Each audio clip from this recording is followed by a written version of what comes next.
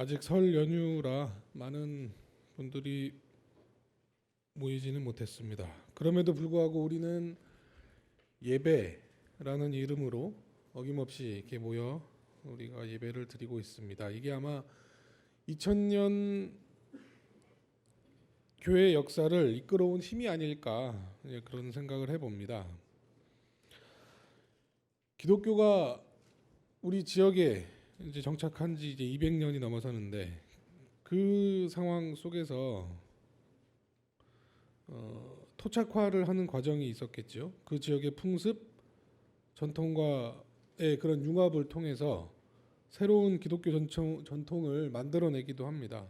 대표적으로는 일찌감치 카톨릭에서 인정한 제사 문화가 그렇습니다. 우리 기장교단에서는 헌법으로 그것을 정하고 있지는 않습니다만 교회에 따라서 그리고 뭐 신앙과 신학 전통에 따라서 뭐 그런 것들을 이제 수용하는 문화가 우리 교단 안에는 존재하고는 있습니다.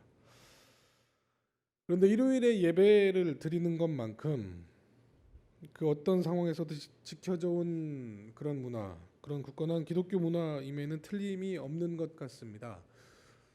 그런데 뭐 예외도 있지요. 제가 예전에 일했던 외국인 노동자 센터에서는 보통 주일에 뭐 노동 상담이나 뭐 한글 교실, 컴퓨터 교실 뭐 이런 것들이 행사들이 많아서 한 1년 넘게 토요일 날 저녁에 그 실무자들이나 목회자들이 모여서 예배를 진행했던 적이 있었습니다. 이처럼 때로는 시대 부름에 맞게 예배를 진행하는 시간과 장소 뭐 이런 것들이 바뀌기도 합니다.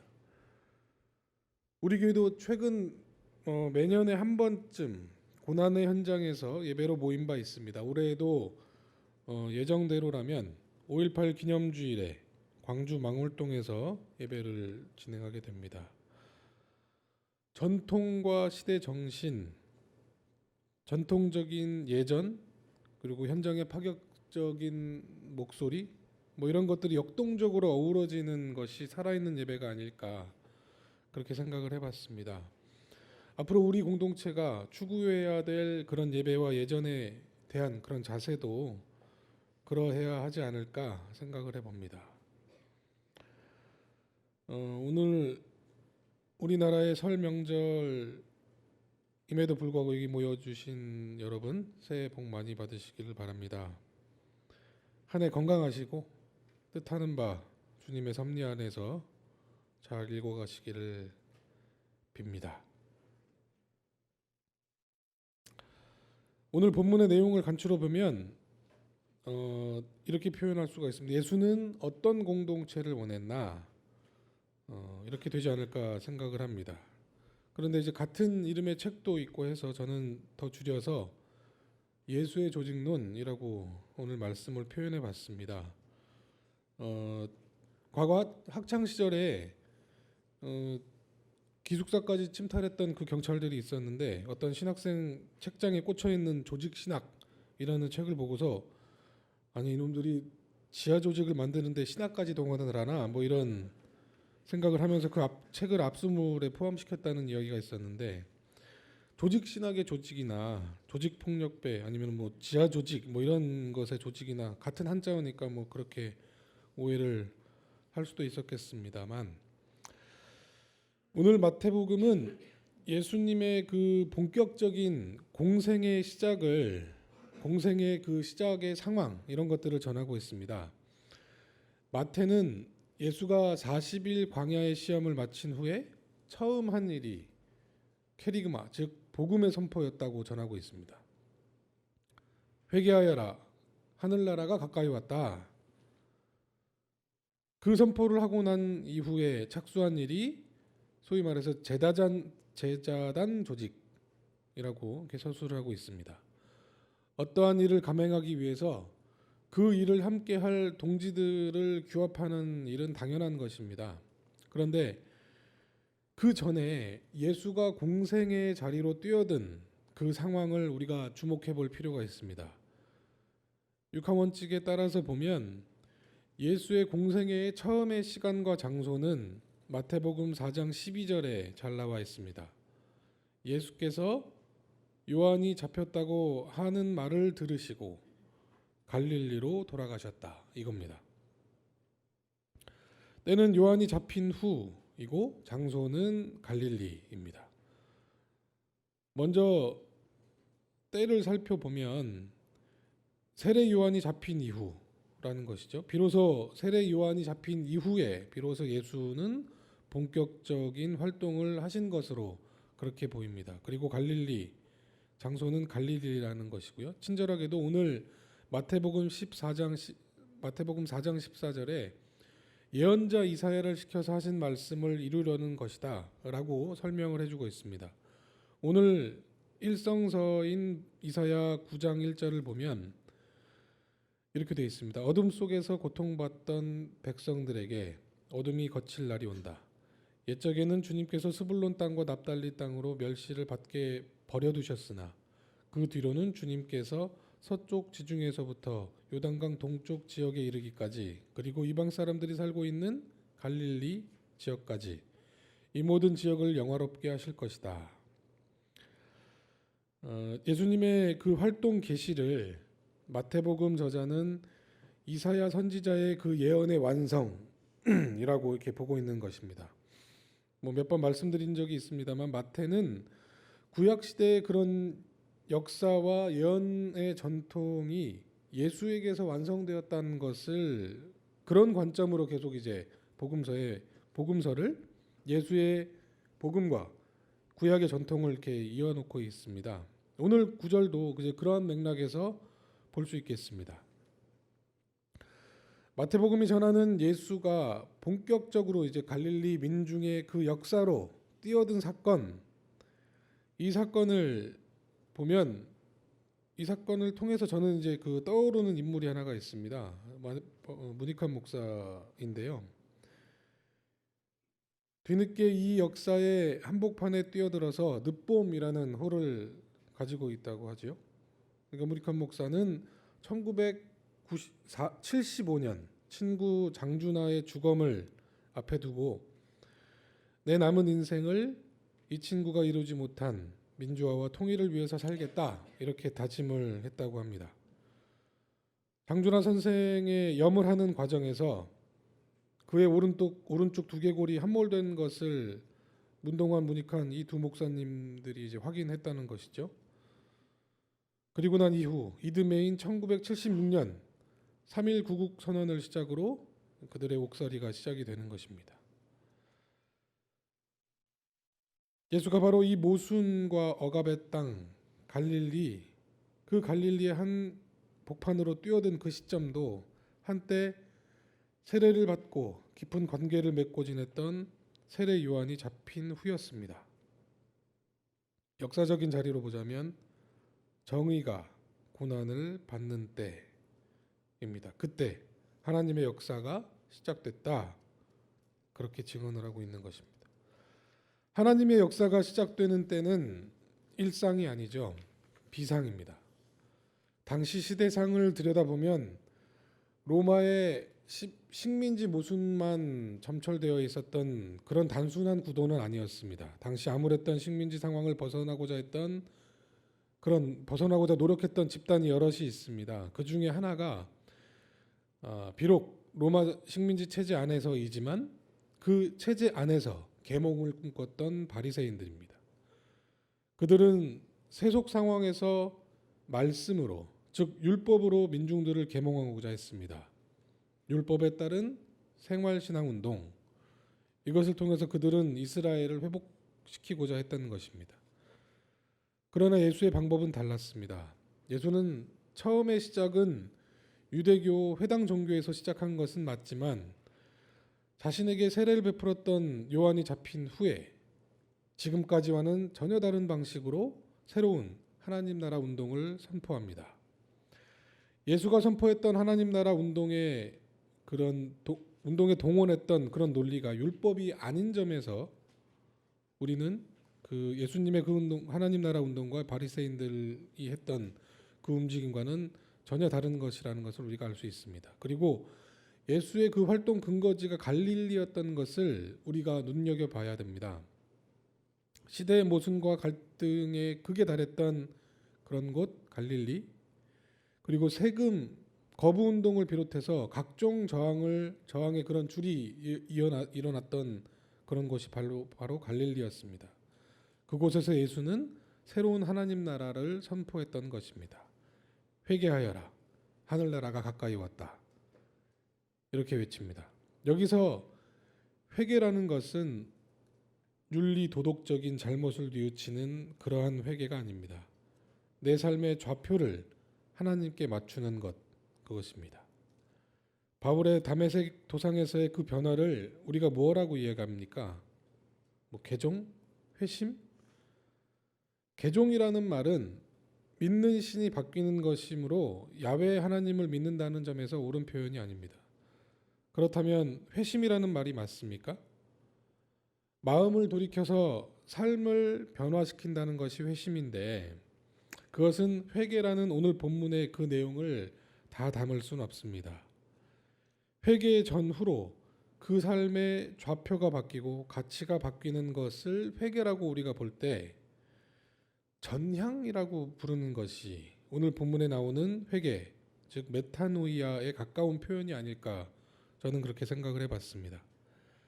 지금까지 살아온 방식대로 그저 그렇게 살아온 그런 형식, 그런 관성, 그런 방식으로는 하나님 나라를 이룰 수가 없다. 예수는 그렇게 생각을 한 것이죠.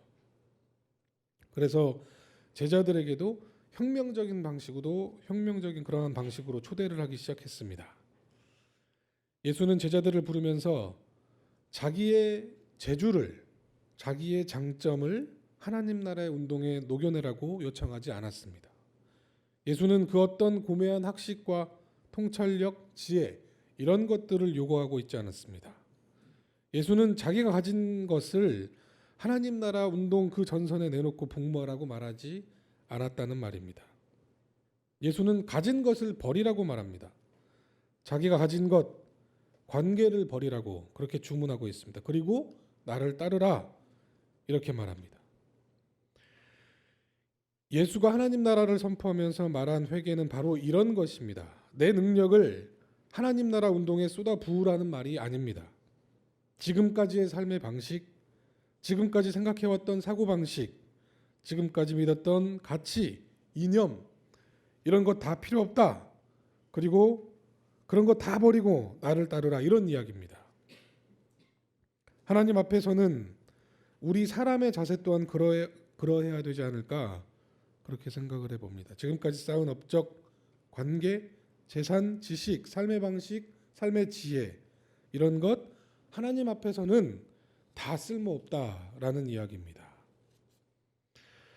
바울은 그런 방식으로 회개를 했습니다. 자기가 가진 모든 것 다 내려놓고 삶의 좌표를 예수께 맞췄습니다. 그런 바울이 말하는 공동체는 어때야 하는가? 예수를 스승으로 따르려는 그리스도인들이 모인 공동체가 바로 교회입니다. 예수의 복음을 전한 바울이 말하는 교회는 애초 예수가 조직하려 했던 그 정신의 토대 위에 세워져야 하기 때문에 우리는 오늘 본문 고린도전서에 나오는 그 고린도 교회를 비추어 보아서 우리를 성찰해야 할 필요가 있습니다. 예수가 선포한 하나님 나라의 그 도구로 이 땅에 세워진 교회는 과연 어때야 하는가?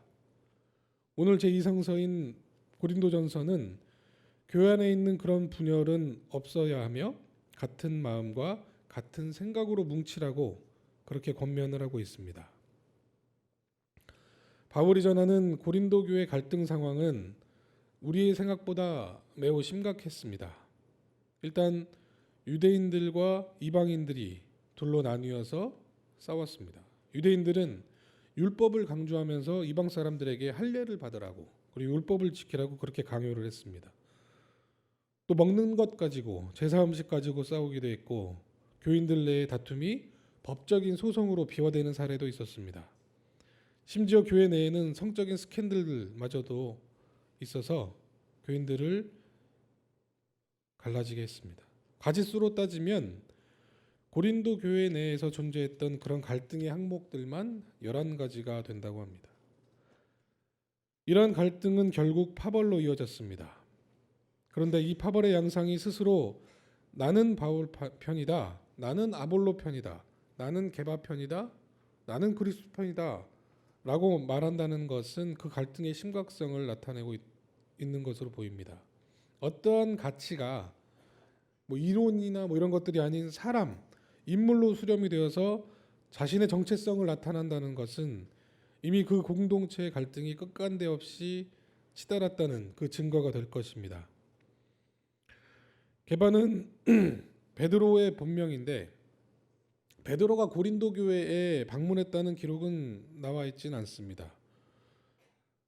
베드로의 제자들이 고린도 교회에 방문해서 유대 그리스도인들을 중심으로 뭐 할례와 같은 그런 율법을 이야기하면서 베드로파를 형성했을 수도 있겠다 싶습니다. 그리고 여러 계파 중에 그리스도파, 예수파가 있었다는 것도 되게 특이한 대목입니다.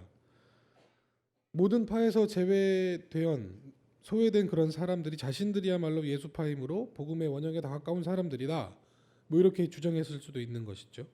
혹은 여러 파벌들을 중재하기 위해서 예수의 이름으로 노력을 한 이들일 수도 있겠다, 뭐 그런 상상을 해봤습니다. 이러한 상황에서 바울은 이렇게 이야기합니다. 나는 예수 그리스도의 이름으로 권면합니다. 여러분은 모두 같은 말을 하며 여러분 가운데 분열이 없도록 하며 같은 마음과 같은 생각으로 뭉치십시오. 여러분, 이게 가능한 이야기일까요? 교회 내에 온갖 갈등 상황을 품고 있는 고린도 교회에서 이렇게 말하는 그런 바울의 권면이 이들에게 어떤 의미가 있을까? 오늘 고린도전서 내용을 살펴보면 누구에게 세례를 받았는지를 두고도 계파를 가르는데 그렇게 사용했다는 것으로 보입니다. 세례라고 하는 그런 예전 당시에는 그리스도인이 되는 그런 관례로 여겨졌던 행위조차도 교회를 갈라치는데 악용이 됐다는 것입니다. 바울은 고린도 교회의 그 회복의 가능성을 결국 예수의 십자가에서 찾습니다. 13절에 보면 바울은 이렇게 이야기합니다. 그리스도께서 갈라지셨습니까? 이렇게 반문을 합니다. 예수에 대한 경험, 한 자락, 혹은 예수의 말씀 가운데 한 부분, 뭐 이런 것들만 발췌를 해서 이것이 예수고 이것이 복음이다, 이렇게 주장하는 이들에 대한 바울의 일성이 아닐까 생각을 해봅니다. 그리스도께서 갈라지셨습니까? 고린도전서 1장 17절에서 18절입니다. 그리스도께서는 세례를 주라고 나를 보내신 것이 아니라 복음을 전하라고 보내셨습니다. 복음을 전하되 말의 지혜로 하지 않게 하셨습니다. 그것은 그리스도의 십자가가 헛되이 되지 않게 하시려는 것입니다. 십자가의 말씀이 멸망할 자들에게는 어리석은 것이지만 구원을 받는 사람인 우리에게는 하나님의 능력입니다. 예수의 하나님 나라 선포도, 사도 바울의 고린도 교회에 대한 권면도 결국 궁극적인 사랑은 그런 십자가로 귀결이 됩니다. 마태복음 4장은 산상수훈으로 이어지면서 그곳에는 예수의 원수 사랑이라는 새 계명을 이야기하고 있습니다. 바울의 고린도전서도 고린도 교회의 온갖 갈등 상황을 쭉 열거한 후에 내가 여러분에게 가장 좋은 길을 알려주겠다라고 하면서 그 유명한 고린도전서 13장 사랑에 대한 이야기를 이야기하고 있습니다. 결국 복음은, 하나님 나라의 선포는 예수 그리스도의 십자가로 일단락이 됩니다. 그리고 그 예수 그리스도의 십자가는 우리에게 세상의 눈으로 볼 때 어리석을 수 있는 사랑을 이야기합니다. 여러분, 예수 그리스도의 십자가가 여러분에게 어떤 의미가 있습니까? 여기 앞에 있는 예수 그리스도의 십자가 앞에서 우리는 무슨 생각을 하고 있습니까? 우리를 예수와 관계 맺게 해주는 것은 결국 십자가이고 사랑입니다. 이 사실을 잊지 않고 살아가시기 바랍니다. 잠시 침묵하겠습니다.